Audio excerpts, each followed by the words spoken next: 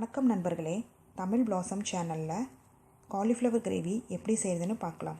அதற்கு தேவையான பொருட்கள்: மிளகாய்த்தூள் 1 டீஸ்பூன், சப்ஜி மசாலா 1 டீஸ்பூன்,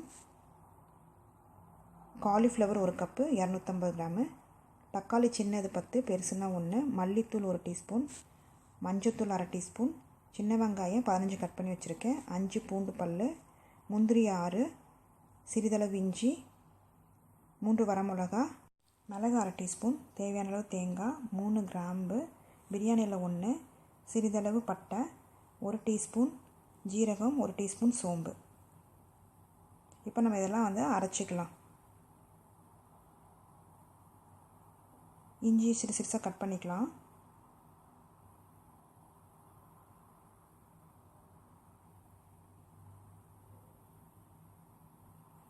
பூண்டு, மிளகாய், பட்டை, கிராம்பு,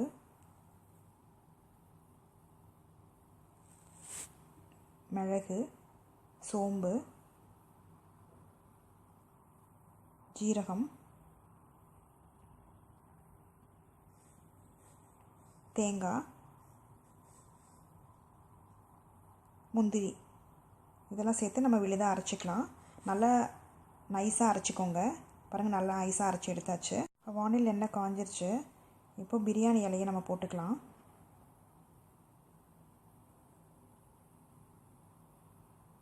இப்போ சோம்பு கொஞ்சம், சின்ன வெங்காயம் கட் பண்ணி வச்சுருக்கோம் பார்த்தீங்களா, அதையும் போட்டுக்கலாம். போட்டு நல்லா வதக்கி விடுங்க.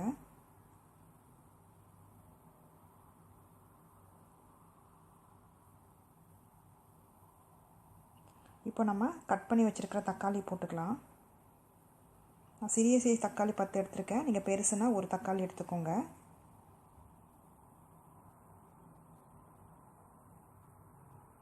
இதை சிம்மிலே வச்சு நல்லா வதக்கி விடுங்க. இப்போ இது வதங்குறதுக்கு நம்ம தேவையான அளவு தண்ணி ஊற்றிக்கலாம். நான் 1/2 டம்ளர் தண்ணி ஊற்றுறேன். பாருங்கள், மிளகாய்த்தூள், தனியாத்தூள், மஞ்சத்தூள் எல்லாம் சேர்த்து நல்லா வதக்கி விடுங்க. தேவையான அளவு இதுக்கு உப்பு சேர்த்துக்கலாம்.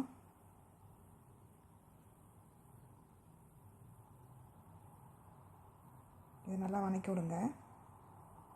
இது கொஞ்சம் வேகணும்.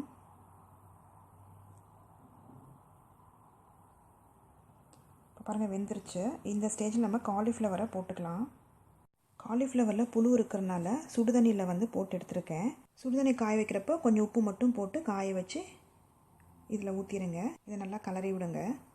மசாலா எல்லாம் காலிஃப்ளவரில் மிக்ஸ் ஆகிற மாதிரி நல்லா கிளறி விடுங்க. சிம்லேயே வச்சுக்கோங்க அடுப்பை.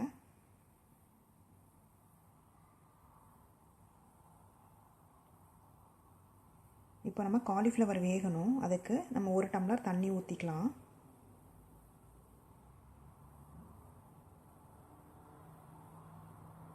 பாருங்கள், முழுகிற அளவுக்கு தண்ணி ஊற்றிருக்கோம், போதும். இப்போ நம்ம தட்டு போட்டு மூடி வச்சிடலாம். ஒரு 5 நிமிஷம் வேகட்டும்.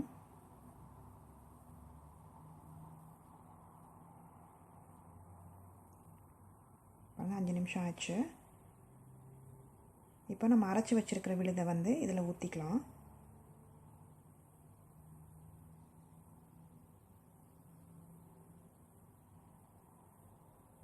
இதை பச்சை வாடை போகிற வரைக்கும் நம்ம வேக விடணும். ஒரு 10 நிமிஷம் வேக விடலாம்.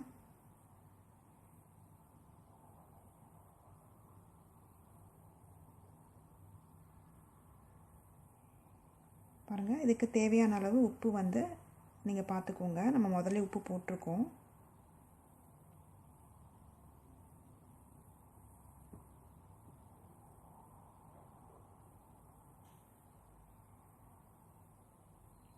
பாருங்கள், குழம்பு ரெடி ஆயிடுச்சு.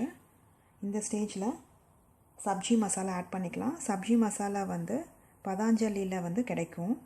அதில் 1 டீஸ்பூன் நீங்கள் ஆட் பண்ணால் போதும். நல்லா டேஸ்ட்டாக இருக்கும். இறக்கிறதுக்கு முன்னாடி தான் நம்ம போடணும். இப்போ 2 நிமிஷம் குக் பண்ணால் போதும். பாருங்கள், குக் ஆயிடுச்சு. இப்போ கொத்தமல்லி இலையை தூவி நம்ம இறக்கிடலாம்.